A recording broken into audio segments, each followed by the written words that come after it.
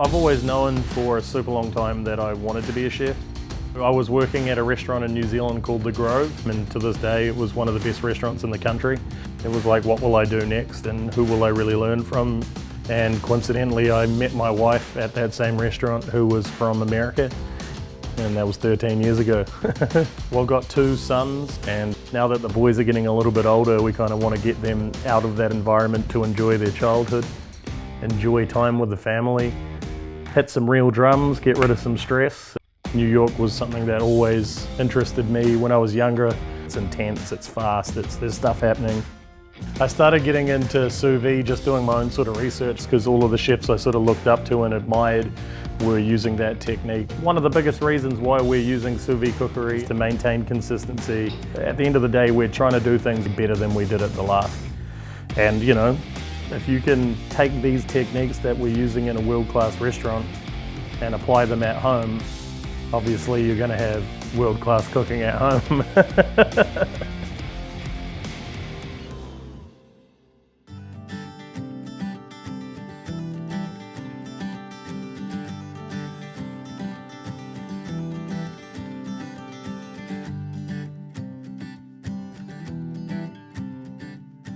It's Matt Lambert from the Musket Room in New York City. I'm cooking at home today. I'm going to show you how to do roasted chicken with a selection of sides.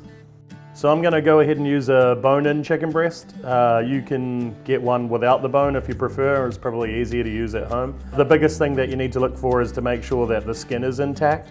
We ultimately want to have a nice layer of skin around the chicken. And I'm just going to basically follow the bones. Just coming up and around that part there so that I get more of the skin. Step 2 is I'm just going to add a little bit of salt. I've got flaky salt here or molten salt, whatever you like. Now I'm going to do the skin side. You could use kosher salt or something, but you want to make sure that you just crush it up a little bit finer, because when you wrap it in the plastic wrap, you don't want big chunks of salt to cut through the plastic wrap essentially. So next I'm going to roll the chicken. The reason I'm doing this is so it cooks and remains a lot more moist than it would if you just do it flat, because obviously this end's a lot wider than this end. One thing you want to pay attention to when you do it is have skin side down, and this first step here is quite crucial, where we want to get it as tight as possible. You basically don't want to roll it and then rely on tying it because it'll get really wide. You want to get it nice and tight at this point and just keep rolling it. And I pull it to make it a little bit tighter here. I'm going to pinch this here so I don't get the skin in my knot, and I'm going to roll it on the bench a couple of times. It's just a basic knot. I didn't even go to Boy Scouts and I can do it. Generally the thinner side of the chicken breast has the most skin sticking out, so we want to really make sure we pinch that side, and I try to tie the fatter side first. I'm just rolling it, make sure there's a good amount of tension.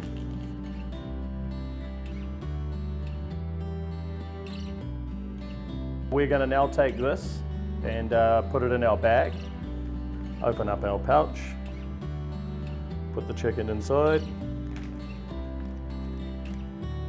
Now I'm going to seal my bag.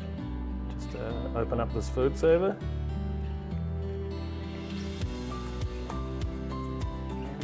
Put it in place.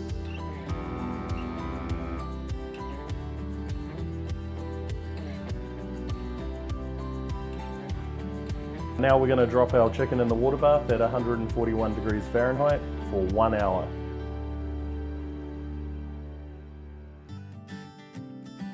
Now we're going to make the sauce for the chicken. We're going to use the same sous vide technique. What I've got here is a reduced brown chicken stock, a whole grain mustard, pickled mustard seeds, and diced shallots. So let's add the sauce to the bag.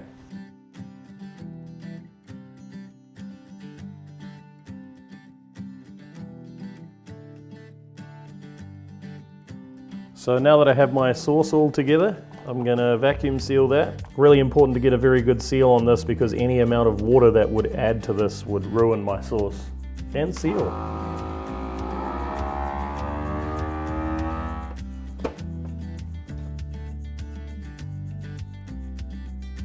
Now I'm going to quickly prepare one of our sides. So one of them is going to be these enoki mushrooms. This is something a little bit more exotic. What I'm going to do here is I'm going to put them in the bag with a little bit of the chicken stock or sauce that I've reserved, and a little bit of fresh rosemary. And we'll put them all in the bag and we'll float them at the same time as everything else. I'm gonna add a very small amount of salt. The good thing about this too is when we vacuum seal this and the sauce, the mushroom will absorb all of the sauce. So when we're finished, there won't be much dripping out of the bag. All of the flavor will be inside of the mushroom. And I'm gonna put that in the water bath. We've added our sauce and our mushrooms at the same time as the chicken. The beauty of this is the mushrooms can't overcook and neither can the jus. So you wanna have the mushrooms in for at least 30 minutes at 141. One of my simple sides, given the time of year, is gonna be these squash. So I'm just gonna go through, cut the tops off.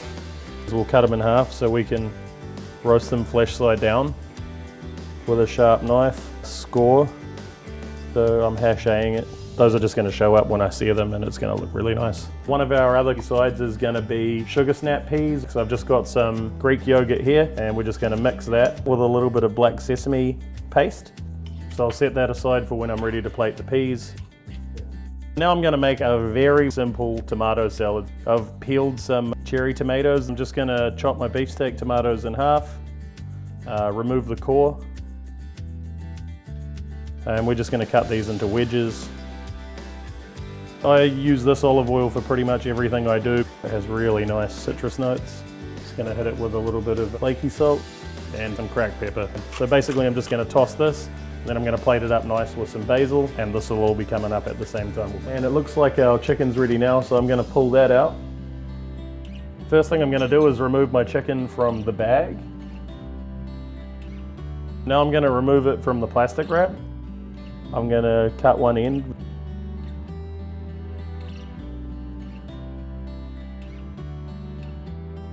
I'm going to put it on this resting rack for about 2 to 3 minutes to just let it dry out a small amount. So I've got my pan nice and hot. Just going to add a little bit of oil. Because this is already cooked, I'm just looking to get the skin nice and crispy, and I can really just concentrate on that. So at this point, my chicken's hot, it's cooked, I've got a nice sear on it. I'm going to remove it from the pan and put it on the resting rack. I'm going to add rosemary. I'm going to smash some garlic, some salt. I basically want to melt this butter, and I'm trying to create brown butter. You can tell that's happening when it foams. And basically that's going to cook the garlic and the rosemary and create an awesome flavor profile that I'm looking for. And when I'm happy with this, I'm going to add my chicken back to it and baste it. Please be wary, you do not want to burn this. In goes my lovely chicken.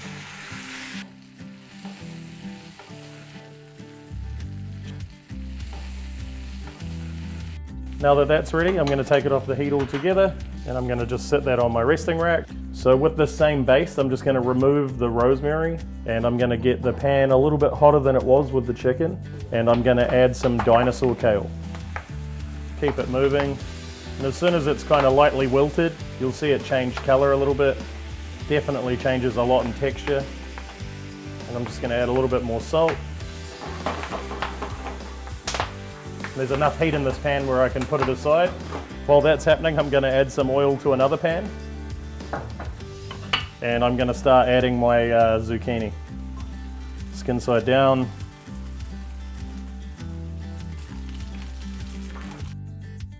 We're not going to season that until we put it on the plate. Next to that, I've got a pan very, very hot, and I've got my sugar snap peas. Not really trying to cook them through, I just want to blister them a little bit and break down the sort of harder fibers that you find in peas.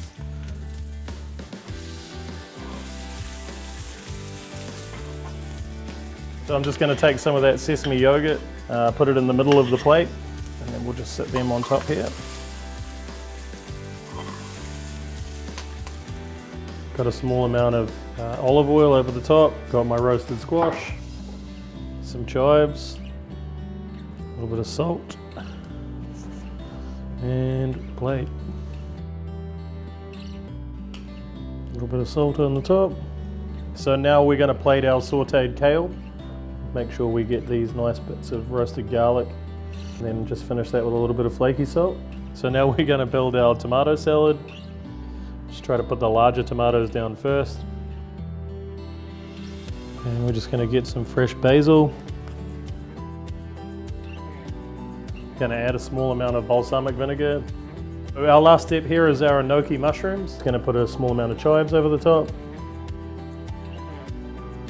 I've just split them at the core where they all grow together, and then that way you have nice sort of individual portions. Now I'm just going to slice my chicken and get it onto the plate.